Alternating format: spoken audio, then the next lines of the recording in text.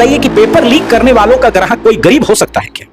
कोई गरीब व्यक्ति जिसके घर में खाने को दाना नहीं है, जो कर्ज लेकर अपने बच्चे को पढ़ा रहा है, उसके पास 20 लाख, 50 लाख, 60 लाख, 2 करोड़, क्या इतना पैसा है कि वो एक पेपर लेने के लिए किसी को दे सके? डेट के लिए मैं अभी अपनी टीम के साथ बैठूंगा और हम अगले कुछ दिनों में पूरी शेड्यूल डेट का हम अनाउंस कर देंगे। हमारा प्रयास यही रहेगा कि हम कम से कम समय में काम कर लें जिससे या बाहर का हो।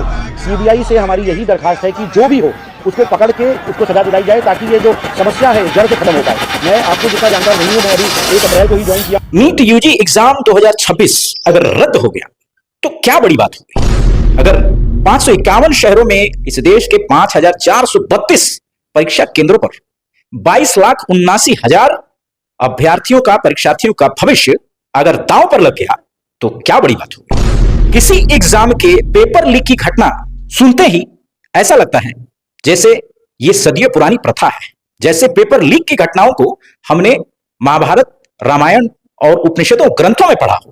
ये ऐसे लगता है कि जैसे सदियों से चलती आ रही एक परंपरा है कि एग्जाम है तो पेपर लीक होना ही चाहिए।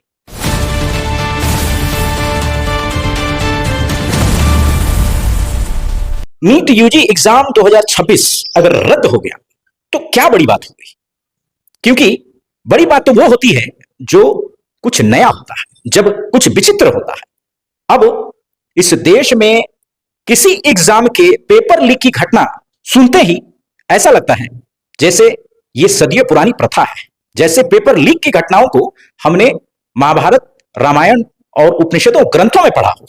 ये ऐसे लगता है कि जैसे सदियों से चलती आ रही एक परंपरा है कि एग्जाम है तो पेपर लीक होना ही चाहिए। मैं आपको इसलिए कह रहा हूं कि पिछले 7 साल में 70 से ज्यादा प्रमुख जो परीक्षा है, एग्जाम है इस देश में जो हुए हैं, उसमें पेपर लीक हुए हैं। इस तरह की घटनाएं होती रही हैं, चाहे वो 2015 का All India Pre Medical Test हो, 2018 में सीबीएसई के क्लास 10th और 12th के इकोनॉमिक्स और मैथ्स के पेपर लीक हो गए थे, 2022 में बीपीएससी के पेपर लीक हो गए, 2021 में